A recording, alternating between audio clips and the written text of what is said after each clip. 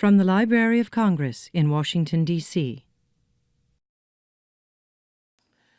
I am happy today to introduce one of my favorite food writers, Adam Gopnik, although, I have to confess that only we food-focused people refer to him only as a food writer because he has written about so many subjects. It just so happens that I guess I'm not nearly as much of a Renaissance man as he, or maybe I just have a shorter attention span because I find myself quite happily occupied solely by his food writing. And since we're here in the food room, that's what I'm going to focus on here. Adam's been writing for The New Yorker since 1986, and he's perhaps best known for his work concentrating on France, where he lived for many years, and about which he has written extensively, most recently in the book, The Table Comes First, Family, France, and the Meaning of Food. Adam thinks deeply about food, I think it's safe to say, and even better for his readers, he expresses his thoughts about food with a rare combination of wit, sensitivity, emotion, and logic. Here are a few lines from The Table Comes First that might give you an idea, if you don't have one already, about the way Adam thinks and writes about food.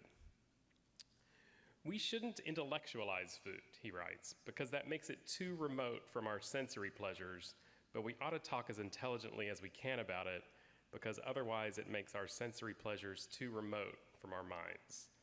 The knowledge that our senses are part of our intelligence is what makes us human. We alone know our fun. The sweetness in our morning coffee is at once a feeling, an idea, and a memory. Ladies and gentlemen, please welcome to the stage Adam Gopnik. Thank you, Joe. What a nice intro. Thank you. What a nice introduction. Thank you so much for that. I thought I would start off our conversation by telling you a story about food, if I might, about how food changes in a marriage, how food affects you. One of the fascinating things about food is that we have this natural capacity to make every mouth taste that we experience into a moral taste. Whatever we're eating, we don't just eat and enjoy or eat and treat with disgust even, we immediately make it into some kind of moral principle. God reasons this way, right? God once had bacon and he said, I hate that, so nobody is ever going to eat that who is one of my chosen people. We moralize about food as naturally as we ingest it. And one of the ways you see that, one of the places where you see that, I've always thought most clearly is in long marriages. Every good marriage has an argument in it about food. You surely have noticed this, right? And it's always the same argument over and over again. I had my Uncle Ron and my Aunt Rose, who lived like all elderly Jewish people in Florida. It's a law, they were sent there at a certain point, always had the same argument for as long as I knew them. And the argument was that my Uncle Ron would say that they charge you more in restaurants, that they give you large portions in restaurants in order to charge you more. And my Aunt Rose would always say they have to charge you more in restaurants because they give you such large portions. And they carried on this argument for at least 60 years that I was aware of, and are probably still arguing about it in heaven. And even tragically, after Uncle Ron lost his vocal cords, he would just say it in a high voice. They charge you, they give you big portions because they want to charge you more, Rose. And she would come back at him. Every marriage is like that. My parents are devoted to food. My mother, some of you may have read, I wrote a piece about cooking bread with my mother a couple of years ago. It's not in the book. It's not in The Table Comes First, but I'll put it in some other book someday. And that was where we sort of discovered each other, was in the kitchen. My mother taught me how to cook when I was a boy. I have 5 sisters, if you can imagine. But she thought it was more important for the boys in the family to learn to cook than the girls. So I learned to cook with my mother, and she's a fantastic cook, but she and my father have had the same quarrel for as long as I can remember, and that is about how many desserts she's serving him. They just celebrated their 60th wedding anniversary too, and they're still having the same quarrel. He says, Myrna, please don't give me 3 desserts tonight, and she does, and then they just go right back into the same thing the next night. I've been married for a little while, And my wife, Martha, and I have always had the same argument. But our argument doesn't turn around why they charge you more in restaurants or about questions of being given an overabundance of food. Our argument is always about one subject. And it's about, and some of you I'm sure have had this argument too, it's about rare and well done meat. I come from a rare family, and my wife Martha, who's of Icelandic descent, comes from a very well done family. And when you're first courting someone, when you're first going out with them, when you're first going to restaurants with them, and you don't quite believe what you're hearing. You don't. When somebody says well done on a first date, you assume it's a joke. You assume it's an affectation that someone is putting on. Beautiful girl, and she's saying she wants something well done. You just assume she doesn't really mean that. She's just saying that because she thinks it's compelling, it's winning. And then you go and meet her family, and you discover that there are entire families, clans, races of the well done. And it's totally shocking to you. And I would go for a cookout in her family's little house in the suburbs of Montreal, where I grew up, met her. And her father would have a hamburger on the grill, and he would leave it there, and leave it there, and leave it there.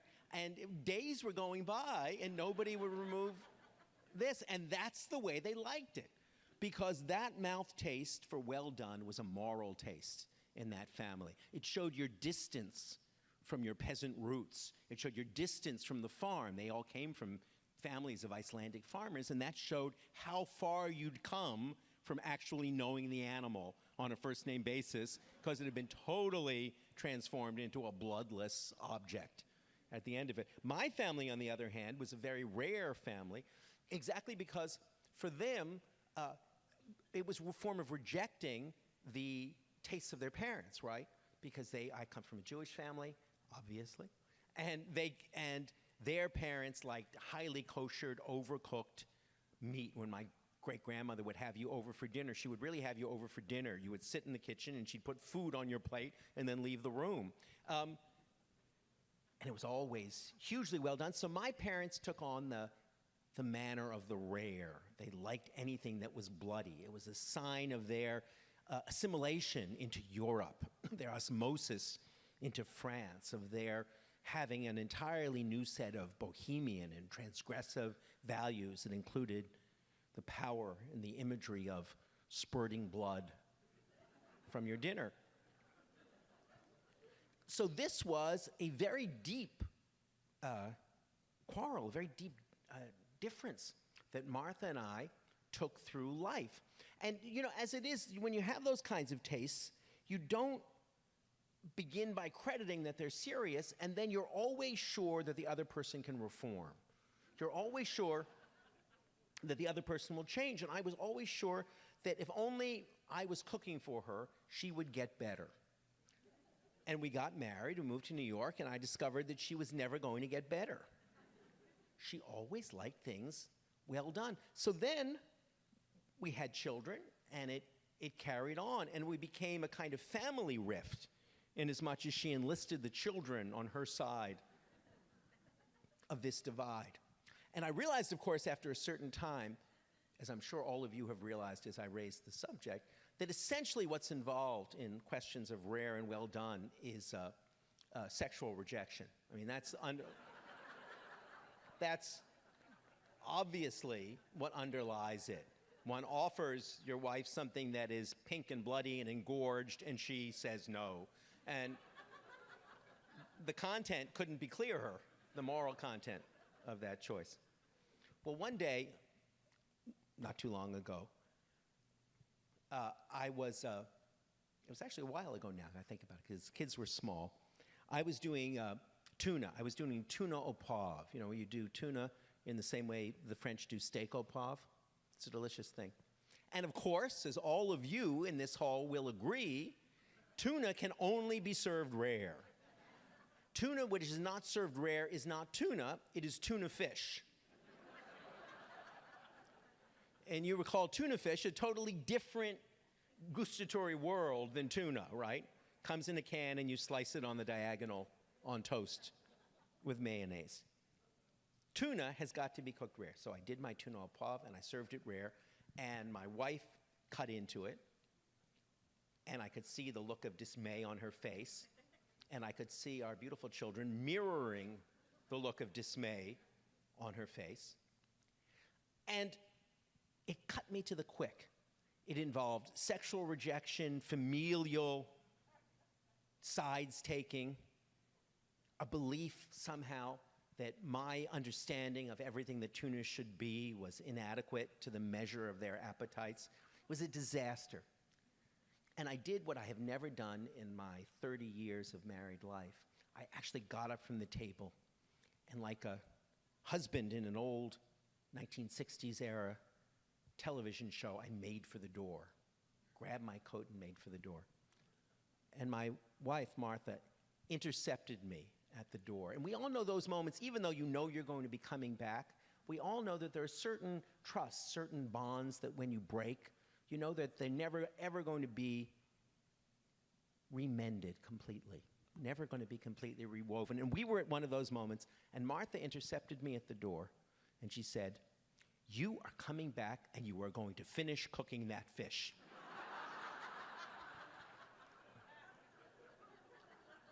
And I did. I knew that I had to. I knew that the ultimate moral taste that was at stake with that mouth taste was the continuation of our family. And I went back and I put the tuna back in the cast iron pan, and I finished cooking it. But in any marriage that works well at all, there's a natural give and take. Martha had won that confrontation, and rightly so. But I began to notice in the weeks and months that followed that moment at the doorway that Martha eased her way into a new vocabulary. And it was rooted in a single beautiful word: medium. Medium. She began to say in restaurants and elsewhere, medium. And the beautiful thing about medium is that it shades over beautifully either into rare or into well done, and no one can complain. You can say medium well, or medium rare, and you don't really get the moral indignation on the other side of the table, because the official declaration is medium, and the secondary declaration doesn't really matter as much. She moved all the way to medium just to placate me. And I began doing something else as the cook of the family. Instead of continuing to saute, because I saw that that's where the crisis was in our marriage. It was in the act of frying and sauteing, which presents you irrevocably with the challenge of rare and well done. I began to braise everything. Began to braise and stew the family dinner over and over, because when you're braising and stewing, rare and well done never come to mind as categories. Instead, you're presented with a simpler category: tough or tender.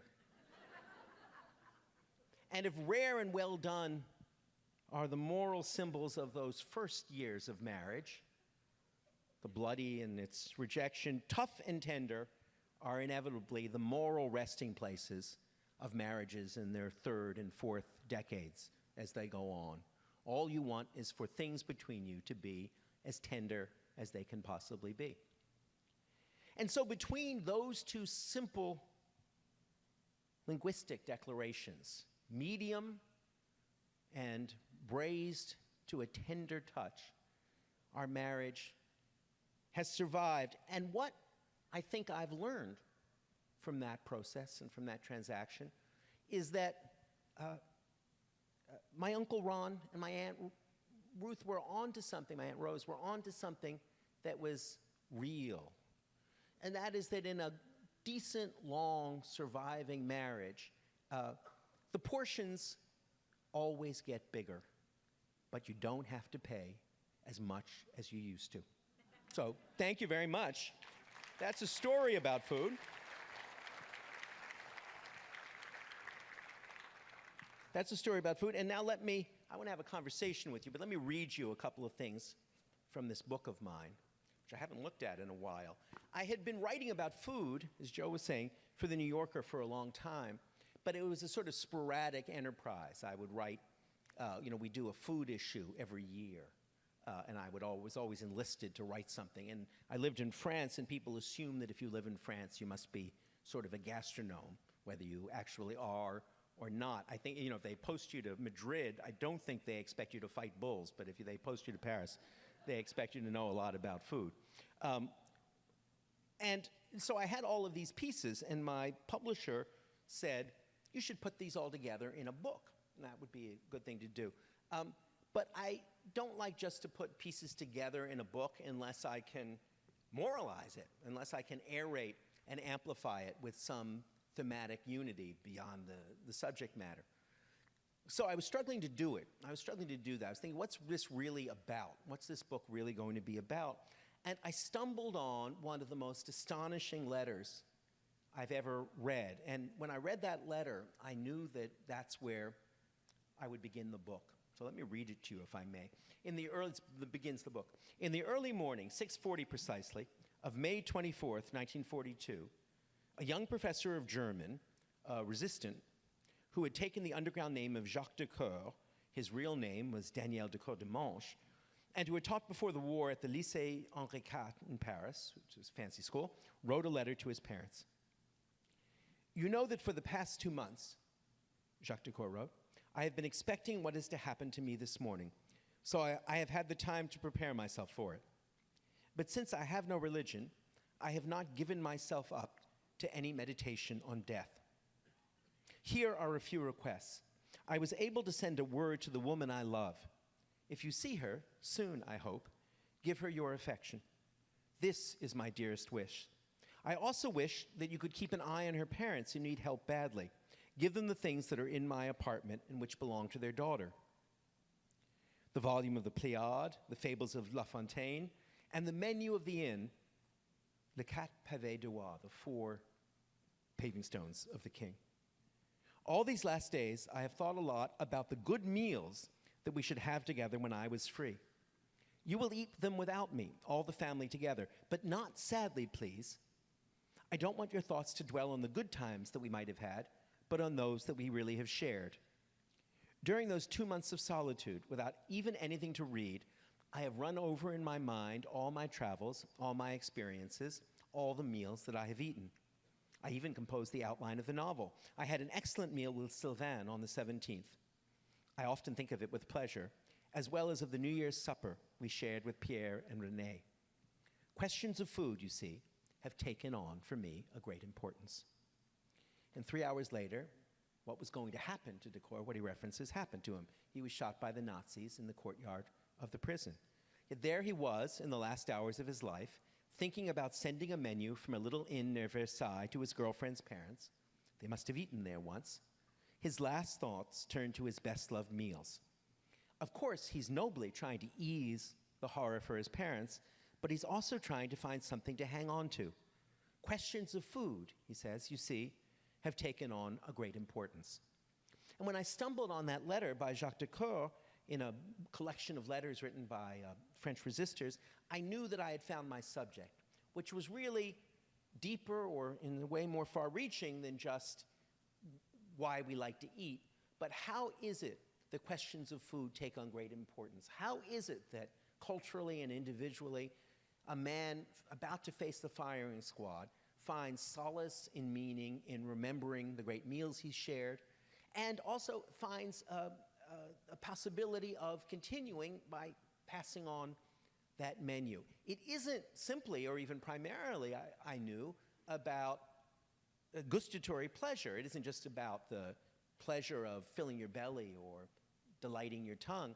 No, something much more was going on there. It was something about, about the continuity of civilization, and in particular about the continuity of French civilization, but also something about the hearth and the fundamental experience we all share. My wife Martha said just the other day, apropos of sitting down, she said, dinner makes sense of the day.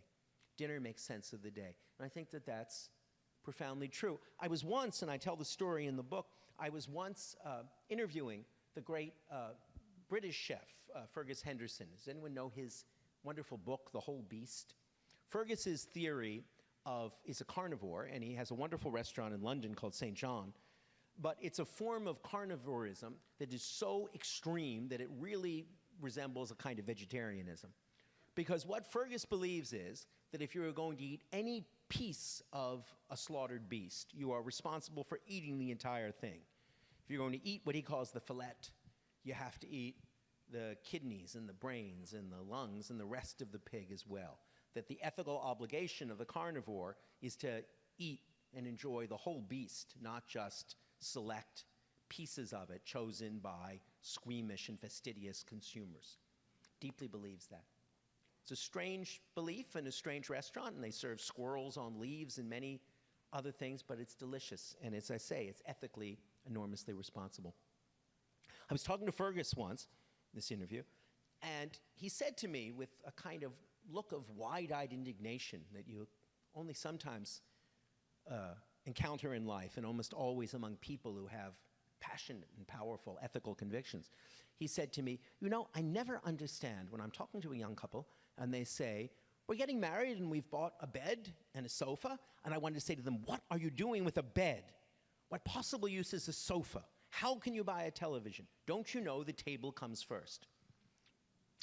And I knew immediately what he meant, and I knew immediately that that would be the title of this book about Jacques Decour's question, about why questions of food take on great importance. He meant that the table comes first because it's the one plausible raft that we can take down the river of life and return to and be restored by evening after evening and week after week and year after year. So that was the subject that I wanted to take for this book. I often say to my writing students, I say often say, when the once time I was ever asked to write, teach writing, that any interesting essay has one object and another subject. Am I going too fast here? Is this okay? Good, thank you. A good essay always has an ostensible object and an actual subject.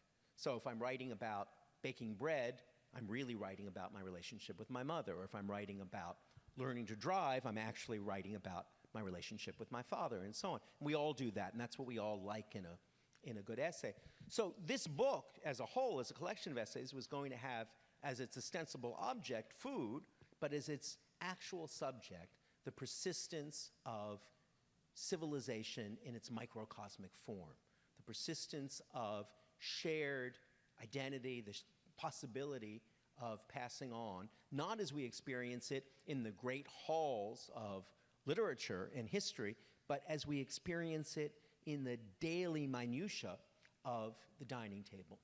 And I wanted to see how those two things could touch each other, all the moments when the big official history of wars and battles and revolutions touched the table, and all the times when the table touched the big history of wars and revolutions. And that's the subject I took for myself and tried to explore, and I tried to explore it in a lot of different ways. I looked, for instance, in one of the first chapters, I looked at the invention of the restaurant, because I thought that was a particularly interesting subject, exactly because we think of the restaurant as being a perpetual and eternal thing. Who would have to invent a restaurant to go eat in? It's like inventing a bed to make love in. It's sort of self-evident. The form is determined by the appetite.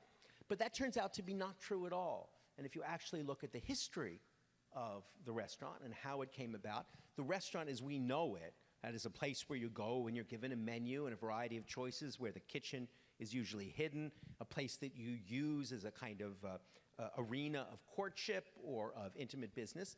In France, that has a very specific starting date in the 1780s, just before the French Revolution, in a specific location around the Palais Royal. I don't know if any of you have spent time in Paris, but you know that that's an extraordinarily beautiful formal garden with an arcade and buildings around it. The French Cultural Ministry is there. But in its day, in the 18th century, it was very close to being essentially the first mall, the first place where you had arcaded shops, including what were the first restaurants, the first places that sold a kind of restorative bouillon in a highly healthy environment. That was the way that the first restaurateurs sold their place. Not that this is a place to come for courtship, but this is a place to come for your health. This is exactly the way they sell gym memberships today, right? It's not about who you'll meet, it's about what you'll do for the good of your body. It's a very basic kind of con game that the world plays. And that's how the restaurant began. So you have something with a very specific starting point. And yes, indeed, and it goes without saying that there are many alternative traditions that resemble them in inns in Asia and so on. But the restaurant as we know it, the institution as we know it, begins at a particular place. And it involves, this is exactly the moment when history touches the table, it involves a whole new birth of a culture of pleasure and conversation.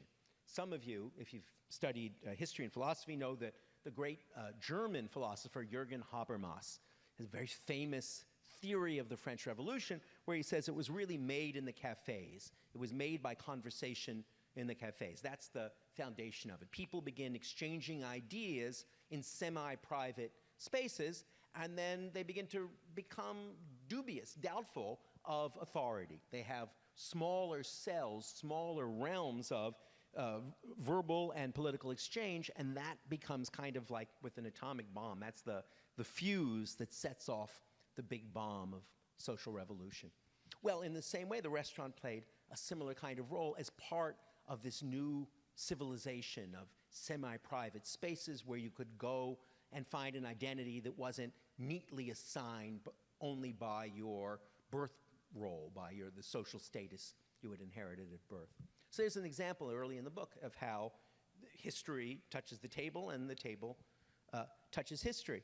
But I was also interested by the other questions, kind of trying to test out the ways and the theories by which we live. So let me read you one more thing, and then I'll open it up to conversation. One of the things that I got interested in as a question of moral taste, of a place where mouth taste touches moral taste, is the whole question of the locavore, the whole question of local eating. I'm sure any of you who are interested in food or interested in ethics know that that's one of the most potent movements that's afoot in the food world, the idea that we should eat in a relatively narrow local food shed, thereby sparing the planet, the pollution that comes with shipping food over great distances, but also on the grounds that it creates a much more healthy and sustainable agricultural environment nearby. So being a New Yorker, I had the idea of seeing if our family, the four of us, could live for a week only on things that were grown and raised in the boroughs of New York City, only things that came from New York City. I'll read you a little bit of that piece. It's called Near or Far. 12:30 on a beautiful summer day, and the Chicken Committee of the City Chicken Project is meeting at the Garden of Happiness in the Crotona neighborhood of the Bronx. The Chicken Committee is devoted to the proliferation of egg-laying chickens in the outer boroughs of New York, giving hens to people and having them raise the birds in community gardens and eat and even sell the eggs, passing on the gift, as this is called in the project, and thereby gain experience of chickens, eggs, and community, or fowl food and fellowship, as one of the more alliterative-minded organizers has said. It is the pet program of Just Food, a small organization that is administered by a startlingly young-looking woman named Jackie Berger, who is silently monitoring the proceedings. The Garden of Happiness is a sunny community garden with vegetable plots, a chicken co-op, a chicken coop. It's funny, I read it as a New Yorker, as a chicken co-op. A chicken coop, a corrugated tin shed, and a few chairs beneath a grape arbor where the Chicken Committee is meeting. The Chicken Committee is a lot more committee than chicken. Its deliberations filled with references to existing chicken situations and pursuits of newer egg opportunities, and the slightly skeptical neighborhood people have to be gently won over by the carefully beaming professionals. It's like a long questionnaire, you know, one of the neighborhood people says, about a form about to be handed out to potential chicken carers. Well, don't you think that someone who isn't prepared to fill out a few questions don't you have to question their commitment to caring for a chicken over the winter? Yeah, I guess so. But it's a long thing, all these questions. The Garden of Happiness has the semi-magical ability, common to any place in the city with trees and plants and animals, to secede from the environment and become what most of the world is most of the time, a bit out in the country somewhere. A hen in the coop starts clucking. A scruffy pit bull in a neighboring yard begins to growl and then bark. Undiscouraged, the hen goes on clucking, and a second hen joins her. I had come to the Garden of Happiness not only to see a New York City chicken committee in operation, but also to get myself a chicken to roast. This was why, a few moments later, I was trying to arrange privately for a hit on a fowl. Getting a chicken that has been raised and slaughtered in New York City is harder than it might seem, with laws and bylaws entangling the transaction. I wanted to eat a chicken that had been raised in the city, and insiders, who cannot be named, said that, although the city chickens in the Bronx are raised strictly for their eggs, in private, a poultry whacking could be arranged for a price. I had been set up with a chicken keeper, who I'll call Freddie. Looks like you've got, chickens, I said, sidling up to him in what I imagined to be the best Washington Square marijuana buying manner, as we stared at the coop. Yeah, long pause. Euphemism, I saw, would get you only so far in the poultry whacking game. I was wondering if maybe on Friday or Saturday you could get me a chicken, I said. The kind that people can eat. I tried to give the words a Sopranos-like significance. Yeah, I understand, Freddie said, not making eye contact. Another long silence. So, I took a deep breath. So, you think there'll be a chicken? After another pause, he said, with exactly the kind of ominous serenity you want in a hitman, why not? Come on Saturday. You be there. There'll be a chicken. I felt unreasonably pleased with myself. The chicken was going to be hit, and I would pay for the action. I went back a week later. I had gone all over the city of New York trying to find the few working farms, and there are a couple, that were still there. And I was told at one point, for instance, that there's a farm in Staten Island, and they do all of the fertilizing with elephant dung from the Bronx Zoo, and that you can taste the tang of the elephant dung in the eggplants that they raise. I was delighted in telling my children this, though I suspect it is a urban legend that they like to tell people like us who are shopping.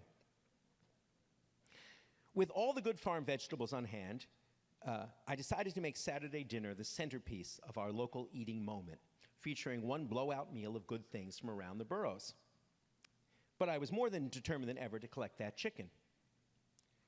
I pulled up at the meeting spot that Saturday I had chosen with Freddie near the coop, and there he was. So, you got the chicken? I said, looking up at the sky in my sunglasses.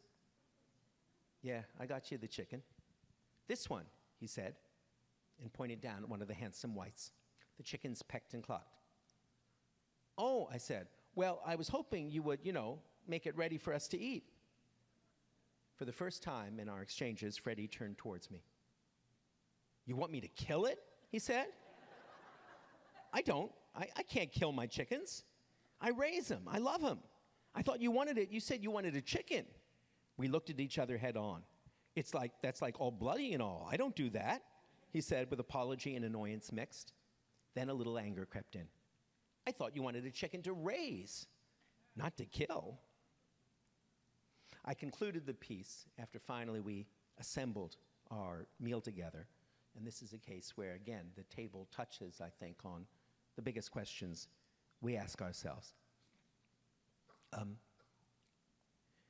That the arguments for localism may not be as strong as we think they are, and when we think about sustainability and the planet, there's a good counter-argument you can make that if it's much easier to raise lamb, say, in New Zealand, that ultimately you're saving more carbon energy. You're greener if you raise your lamb in New Zealand and ship it to New York than if you try to raise it in the more inhospitable ground of upstate New York. And I ended by saying the best argument for eating the local tomatoes instead of the African green beans is that They really do taste better. We hear a lot these days about the fact-value distinction, the famous philosophical idea that distinguishes what is from what ought to be, and insists that no fact, no matter how strong, can determine our values. But we should perhaps pay as much attention to what we might call the act-value distinction, the distinction that makes us see that it is not necessary for a thing to make something else good happen in order to be good in itself. What if, after all our beliefs about sustainability and the planet and food turned out to be false or redundant or of very minor value? Would we then give up going to farmers markets and stewing organic lamb and all go out together to Wendy's?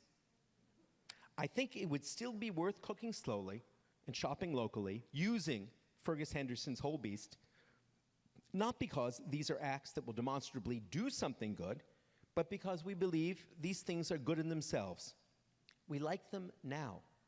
They don't ward off our later ills. They provide our present pleasures. It's good for you because it tastes good, though far from perfect advice, is generally stronger wisdom than its opposite. It ought to taste good because it's good for you.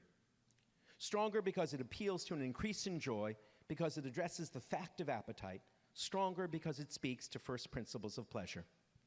The fragility of life means that our goal can never be to extend it, but to enjoy it, for the simple reason that we can't really extend it, and we know right now if we're enjoying it. The fiercest arguments about ways of eating tend to be the hardest to settle, while the most frivolous ones are the most definitive. You should drink wine, eat chocolate, have dessert, fill your plate, because they fit your hunger. And you should eat locally because it connects you to your landscape, city-bred or countrified. We can at least be definitive about that a life lived with a face on our food is a richer one than a life lived without it. We can have our cake and eat it too, if you are willing to see that the only point of having cake is to eat it. We can never know for sure what's cause and what's just correlation, what's merely the happenstance of simultaneous acts, and what is the true order of virtuous succession. Perhaps red wine makes our hearts healthier. Perhaps it is only that wealthier people with already healthy hearts are the kinds who choose to drink red wine. We don't, or rarely, know for certain what makes things happen. We do know what things are like when we eat or touch or watch them now. The best argument against violent video games isn't that it makes kids violent later, it's that it shows kids violence now. It isn't what it does, it's what it is. We will never know for certain what food will do. We do know what dinner is, and that's enough. Thank you so much, and I would love to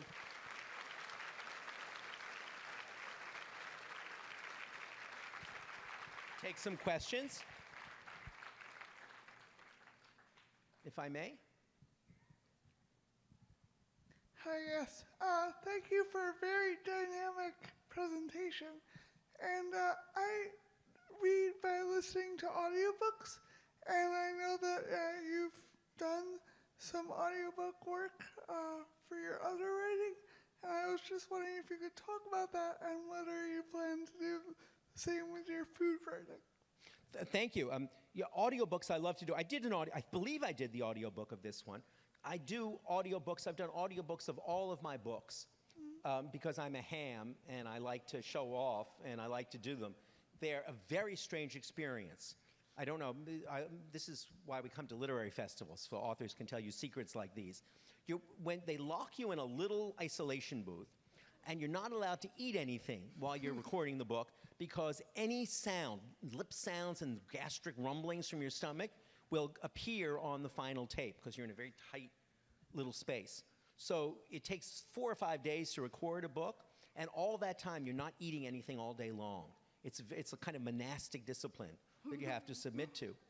And I like to think that I've gotten better at reading my books in the 15 years or so that I've been doing my own audiobooks. I always assume, I take it as a compliment that they always ask me to do it, but now that I think about it, as I look at you, I think, you know, it may just be they don't want to pay anybody to do them and they know I come cheap.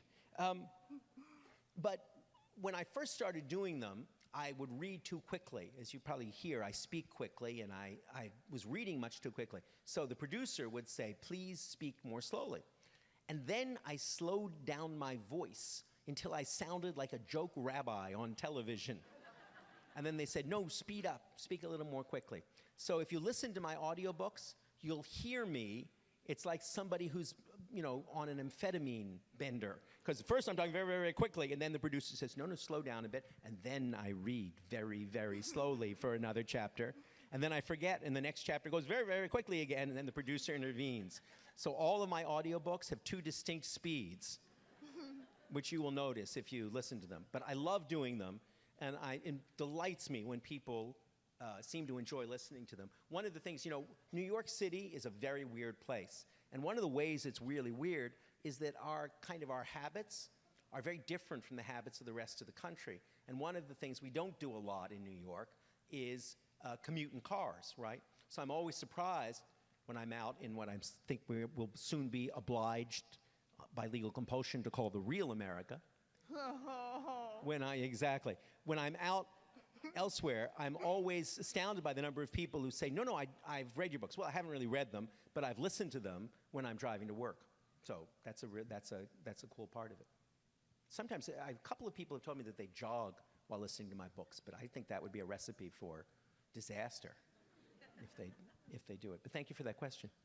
Gentleman here. Hi, over. Yeah. My wife and I have been committed vegetarians for about 40 years. 40 years? Did you 40 say? years, at least 40 wow. years. Yeah. You look so young. You're like an advertisement. No, this is since about 15 or so. Our first date, first dinner date, we actually went to a vegetarian Indian restaurant in the East Village.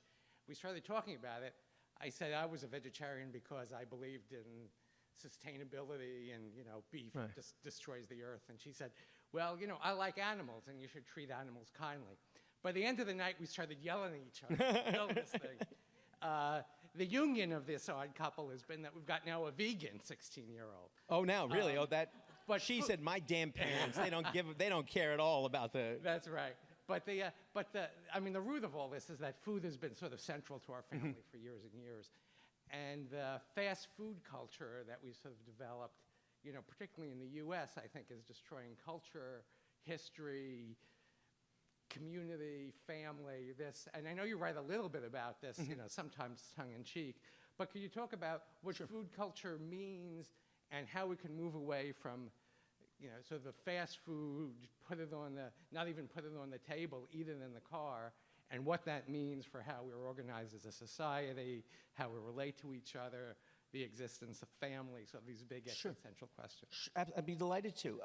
First of all, I should say that my family, the four of us, we kind of go in and out of spasmodic vegetarianism, Everybody kind of looks and says, we really shouldn't, for the reasons, your wife, for ethical reasons, we should become ethical vegetarians. And one or the other of the kids bangs his or her fist and says, I'm an ethical vegetarian now. And then it fades after about 2 weeks, and they go back. And I realize it's sort of the equivalent for sort of Manhattan metropolitan people of finding Jesus and then losing Jesus again. You find him, and then you lose him, and then you go back and you find him again. And we treat vegetarianism in that same hyper-spiritualized way. The whole question, I have complicated feelings. One of my favorite French sayings is that grown-up people should be able to count to 2, meaning that you rarely resolve a moral question with one category or one commandment, but it usually takes some development. I'm evangelical in this book and in all of my writing and in my own personal practice about the importance of the local market, the green market, farmers, dinner served at a table cooked by a parent or by a kid. I deeply believe in those things. I believe that really is the sustainability of civilization, depends on dinner. Much begins at dinner, as Lord Byron said. Much depends on dinner, I beg your pardon. And I believe those things are vital and central, and it's hard for me to conceptualize not only a rich family life, but a rich civilization that doesn't have the consistent and traditional rituals of food at its core. At the same time, then counting to 2, right, at the same time, I would be a terrible snob and horribly unrealistic if I didn't recognize that the fast food culture that you've described has grown up not simply as a shoddy moral preference, but in response to the huge, unimaginable pressures of daily life in a capitalist society. So I would never want to be morally punitive about people who have a different set of rituals than I do. And I think that's one of the tricks in a pluralist country, is you have to be evangelical about your values without being moralistic about their absence in other people. That's a complicated two-step, but I think it's an important one. Broadly applicable, I would say. So I try and keep both things in mind as I do. I think that it's remarkable when you look around to see the degree to which, that's the salad at McDonald's, right?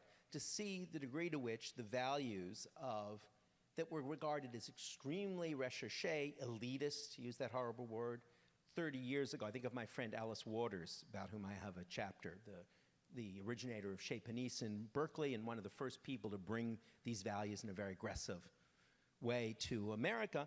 And she, when I was with her in France once, and I said, has your daughter ever been to McDonald's? And what would you say if she asked you? Said, oh, I would simply say, I would prefer not to become involved in that kind of activity, which I thought it was like going to a brothel, something.